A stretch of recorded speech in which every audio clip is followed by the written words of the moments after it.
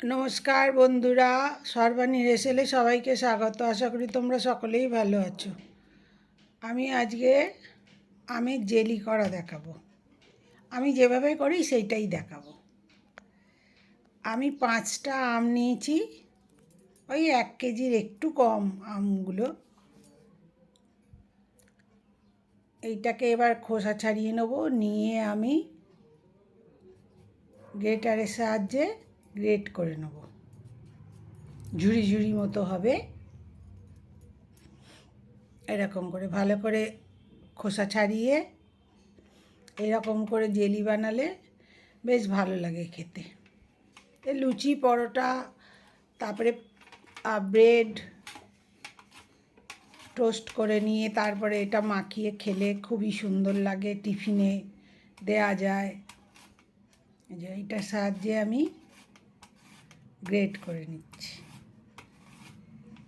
আমি জেলি এরকম করেই করি, আমি সেদ্ধ করে খুব একটা করি না। সেদ্ধ করে একদম ম্যাশ করে নিয়ে ওই রকম করে করি না। দেখো এই রকম করে করছি।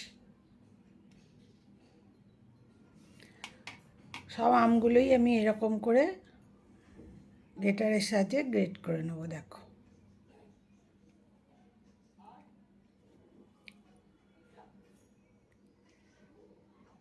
এরকম করে জেলি করলে খুবই ভালো হয় খেতে, আর সেদ্ধ করে করলে বড্ড জাল দিতে অসুবিধা হয়, গায়ে ছিটে আসে ফটফট করে। আমি চিনি নিয়েছি 500 গ্রাম চিনি নিয়েছি আমি। ওই ছাড়িয়ে খোসা ছাড়িয়ে আঁটি বাদ দিয়ে 800 গ্রামের মতো হয়েছে আমটা। তাতে আমি 500 চিনি দিয়েছি। আমার যে আমটা টক সেই অনুযায়ী 500 দিয়েছে। এটা আমের টকের ওপর নির্ভর করছে কতটা চিনি দেবে। আমার 500 লেগেছে, সেইটা আমি বলে দিলাম। দেখো চিনিটা গলে গেল আমের রসের সাথে, কী সুন্দর একটা কালার এসছে দেখো। আমি কিন্তু কোনো ফুড কালার দিইনি। অনেকেই ফুড কালার দেয় রঙটা আরও সুন্দর আসার জন্যে, কিন্তু আমি ফুড কালার ব্যবহার করিনি। আর অল্প একটুখানি লবণ দিলাম আমি ওতে, চিনি আর টকটা ব্যালেন্স হয়ে যাবে ওই জন্যে। নাহলে শুধু চিনি দিয়ে করলে একটা টক টক ভাব থেকেই যায় যতই চিনি দাও ওর মধ্যে।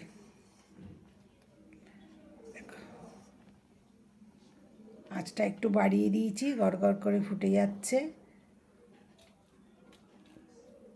এবার ওর মধ্যে আমি একটা মশলা দেবো। আমি জিরে নিয়েছি 1 চামচ আর 2টো শুকনো লঙ্কা নিয়েছি। এটাকে আমি ভাজা করে নেব।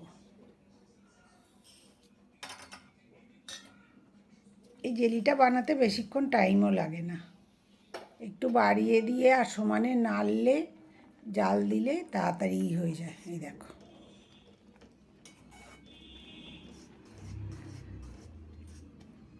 কত ঘন হয়ে গেছে। ঠান্ডা হলে তো আরোই বসে যাবে।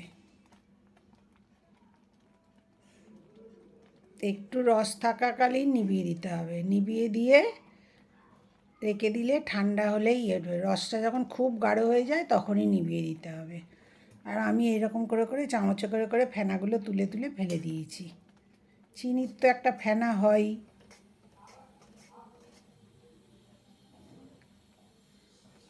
আমি যেভাবে জেলিটা বানাচ্ছি তোমাদের যদি ভালো লাগে তাহলে একদিন করে দেখো কত সুন্দর হয়। আর ভালো লাগলে একটু লাইক, শেয়ার, কমেন্ট করো। আর আমার চ্যানেলটা যদি ইউটিউব থেকে দেখো তাহলে একটু সাবস্ক্রাইব করে দিও, আর ফেসবুক থেকে দেখলে একটু ফলো, লাইক করো। দেখো মশলাটা আমি কিন্তু একদম মিহি করিনি, একটু কচা ভাব রেখেছি, রেখে আমি ওটা মিশিয়ে দিলাম ওর মধ্যে। একটু ঠান্ডা হওয়ার পরে দিয়েছি আমি একদম গরম অবস্থায় দিই না।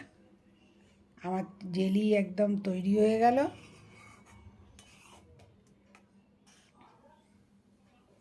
দেখেছি একটু ঠান্ডা হয়েছে তাতেই কতটা বসে গেছে। এখন হালকা গরম আছে, তারপরে পুরো ঠান্ডা হয়ে গেলে তবে আমি ওটা একটা শিশির মধ্যে রেখে দেবো। আর কাঁচের শিশিতে সবসময় পরিষ্কার কাঁচের শিশি এর মধ্যে রাখবে, তাতে আচার জেলি সবই খুব ভালো থাকে। আমি গরম জল দিয়ে ধুয়ে ভালো করে শুকিয়ে নিয়েছি, নিয়ে তারপরে তার মধ্যে আমি ভর্তি করে রাখবো। দেখেছো রং ছাড়াই কত সুন্দর কালার এসছে। দেখো আমি এরকম করে তুলে দেখছো এখন কতটা শক্ত হয়ে গেছে, একদম গাঢ় হয়ে গেছে। এইভাবে রেখে দিলে 6 মাস তো থাকবেই ভালোই। আমার ভিডিও দেখার জন্যে তোমাদের সকলকে ধন্যবাদ। সকলে ভালো থেকো।